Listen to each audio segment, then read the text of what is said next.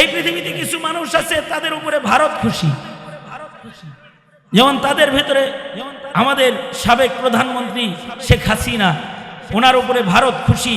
বাংলাদেশে কোথাও জায়গা নাই, বাহিরেও কোথাও জায়গা নাই, কিন্তু ভারতে জায়গা আছে, কারণ ভারত তার উপরে খুশি আছে। ভারতের প্রেসিডেন্টকে খুশি করার জন্য এই দেশের সবচেয়ে নিকৃষ্ট গ্রেফতারি চক্র সেটা বাস্তবায়ন করা হয়েছিল। স্বাধীনতার পরে এত আলেম কখনো একসাথে বাংলাদেশের মাটিতে গ্রেফতার হয় নাই। মোদির আগমন, কসাইয়ের আগমন বিরোধী কথা বলার কারণে এদেশের আলেমরা যত নিকৃষ্ট কায়দায় গ্রেফতার হয়েছে। এদেশে কসাই মোদি আসবে না, এটা ছিল আলেমদের দাবি, আলেমদের কথা। কি কথা বলেন, ঠিক না বা ঠিক ধরে বলেন? যার হাতে মুসলমানের রক্ত লেগেছে সে 17 কোটি মুসলমানের মাটির একটা উৎসবে অংশগ্রহণ করবে, এটা এদেশের আলেমদের কামনা। জোরে বলেন, এদেশের আলেমদের কামনা ছিল না। এই কামনা জোরপূর্বক বাস্তবায়িত হয়েছে।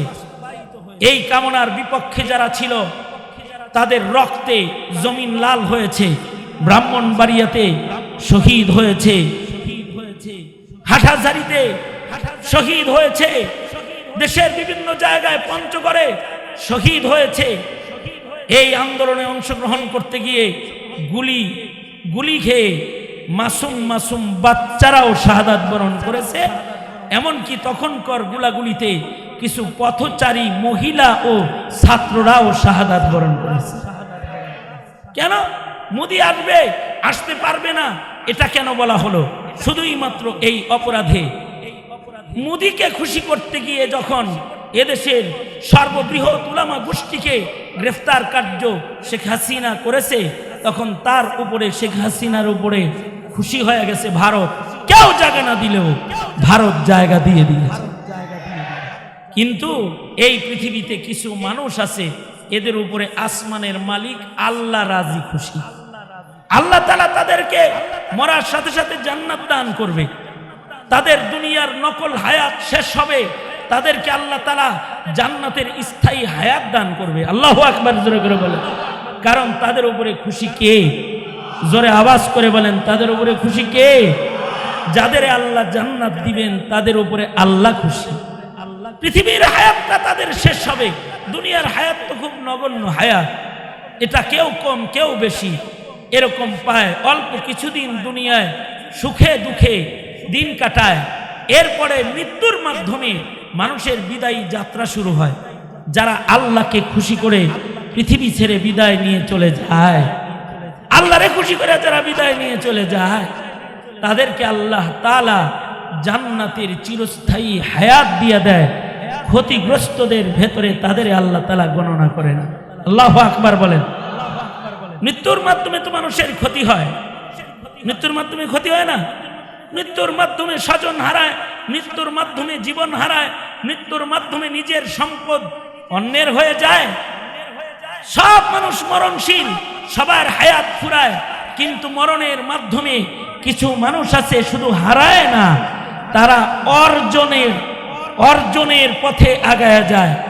আর তাদের সর্বনিম্ন অর্জনটাও এমন পৃথিবীর 10 দুনিয়ার চাইতেও অনেক বেশি। তারা ক্ষতিগ্রস্ত নয়, তারা দুনিয়ার হায়াত ফুরায় তো তারা আল্লাহর জান্নাতে, আল্লাহর দিদারে, আল্লাহর সাক্ষাতে, আল্লাহর মেহমান হয়ে চিরদিনের জন্য তারা জান্নাতের বাসিন্দা হয়ে ঢুকে যায়।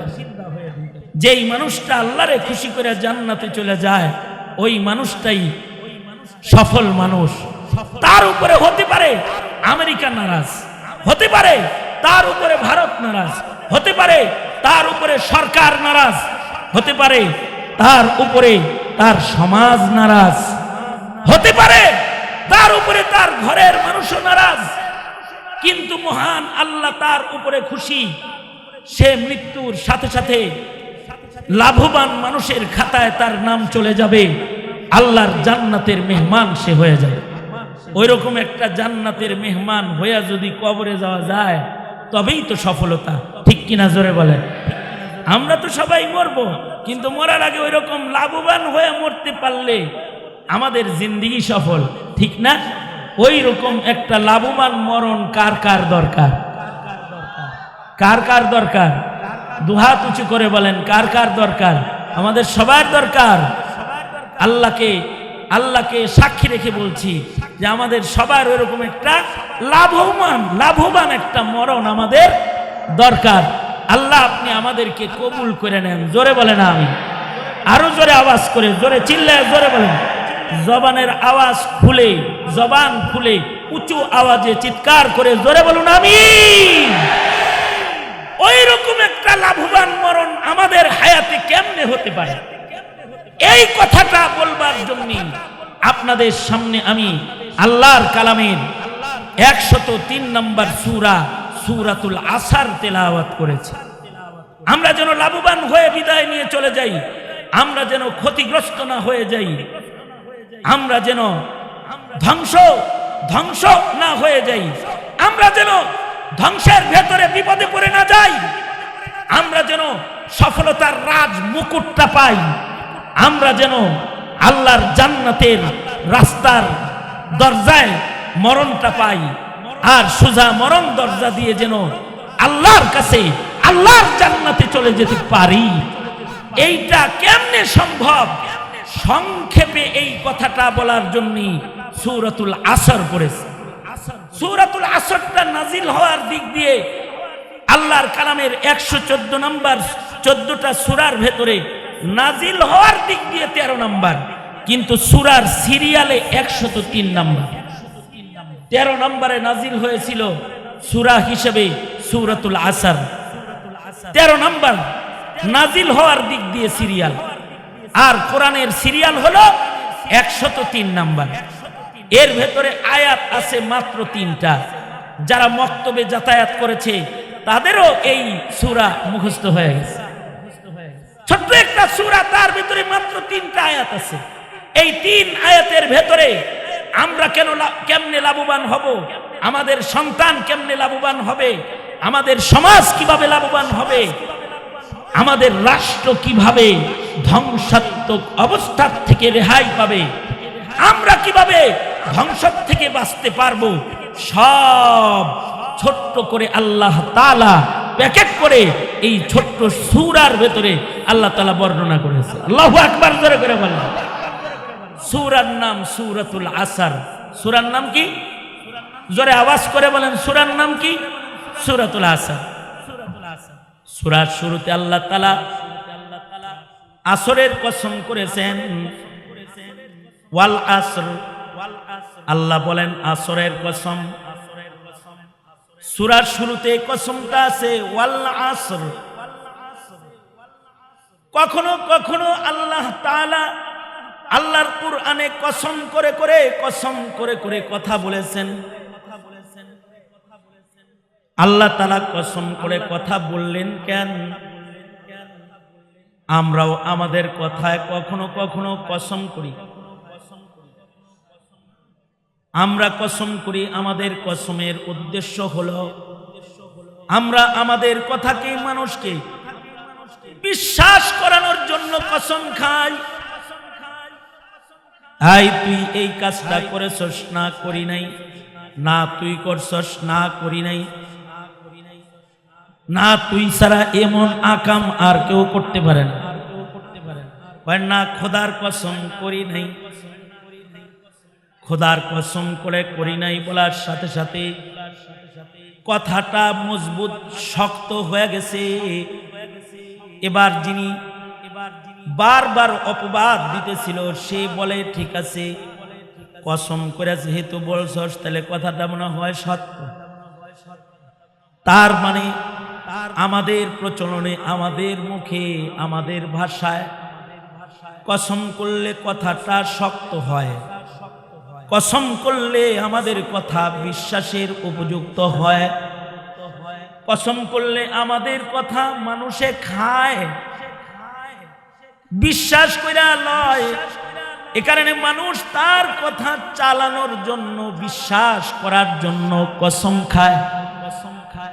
মহান আল্লাহ কোরআনী জায়গায় জায়গায় কসম খেয়েছেন, কসম করেছেন, কিন্তু আল্লাহর কোরআনী একটা কসমও আল্লাহ তাআলা আল্লাহর কথা মার্কেটে চালানোর জন্য কসম করেন নাই।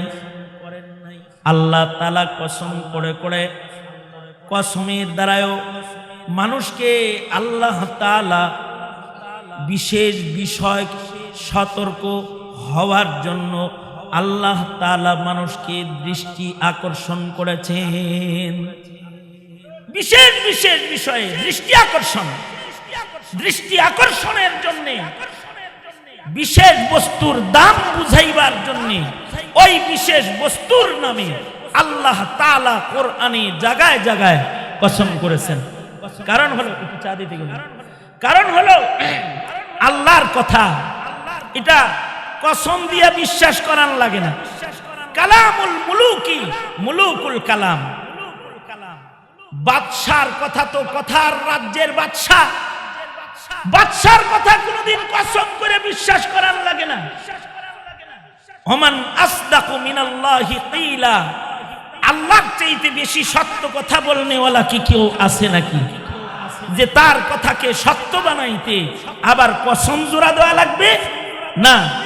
আল্লাহর কথা আমাগরে গিলাইতে, আমাগরে বিশ্বাস করাইতে, আমাগরে খাওয়াইতে, আমাদের কাছে আস্থা আনতে আল্লাহ কসম করেন নাই, বরঞ্চ আল্লাহ তাআলা আমাদেরকে জান্নাতের পথ দেখাইতে মাঝে মাঝে আল্লাহ তাআলা কসম করে কথা বলেছেন।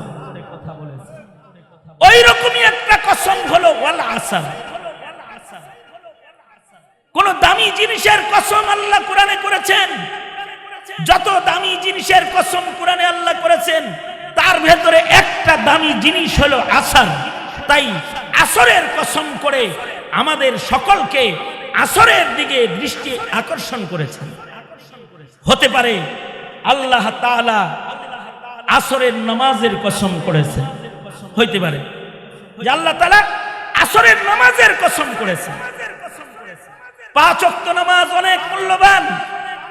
আল্লামা মামুনুল হক সাহেব ওনার আলোচনায় বলেছেন, নামাজ বাধ্যতামূলক ভাবে কায়েম করার এক বিধানের নাম।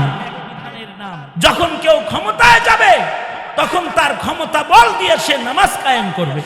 এক এক ফুলের এক এক ধরনের গ্রান আছে।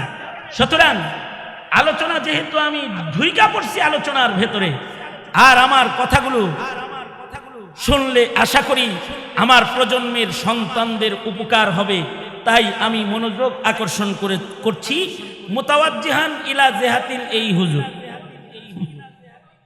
বুঝে আসছে? মুতাওয়াজ্জিহান ইলা জিহাতিল আপাতত এই হুজুর। কারা কারা এইদিকে মুতাওয়াজ্জি হইছেন দোনো হাত উপরে তোলেন তো, মাশাআল্লাহ, ভালো করে তোলেন, ভালো করে। যারা দাঁড়ায় রয়েছেন চতুর্দিকে তারাও তোলেন, হাত তোলেন না, আল্লাহরে দেখান ফিরিস্তারা চতুর্দিকে আছে। হ্যাঁ, সোজা করেন, সোজা করেন, সোজা করেন, নাড়াচাড়া দেন, ছোট করে নাড়ান, ছোট করে নাড়ান। কি সুন্দর দেখা যায়, জীবন্ত ফুল বাগানের মতন। আওয়াজ করে চিৎকার করে জবান খুলে জোরে করে বলেন আল্লাহু আকবার। এটি ইসলামের বরত্ব, এটি ইসলামের সৌন্দর্য। এভাবে কোরআন শোনা ইসলামের সৌন্দর্য। কোন একতারা দুতারা ঢোল তবলা কিচ্ছু নাই। এরপরও মৌমাছির চাকের মতো ঝাঁকের মতো জায়গা নাই, দাঁড়ায় কথা শোনে। এটি ইসলামের সৌন্দর্য, এটি ইসলামের আকর্ষণ, এটি ইসলামের মর্যাদা, এটি কোরআনের সম্মান। ঠিক কিনা? জোরে আওয়াজ করে বলেন। এটা আল্লাহর কালামের, আল্লাহর কোরআনের সম্মান। তো মুহতারাম হাজিরিন, ওইদিকে না যাই, আবার খুব বেশি সময় নাই, পরে ট্রেন যে কোনো সময় ঢুকে যেতে পারে, আইসা যেতে পারে। তাই আমি আইসা পড়ছে, স্টেজে আছে, হ্যাঁ স্টেজে আছে, তাহলে তো আমার ছুটি হয়ে গেছে আলহামদুলিল্লাহ। তাহলে আইসা থাকলে দোস্ত সামনে আইসা পড়ে, সামনে আইসা পড়ে। না না, ছুটি দিব না, আলোচনা করবো। আসেন, আপনি এখানে আসেন।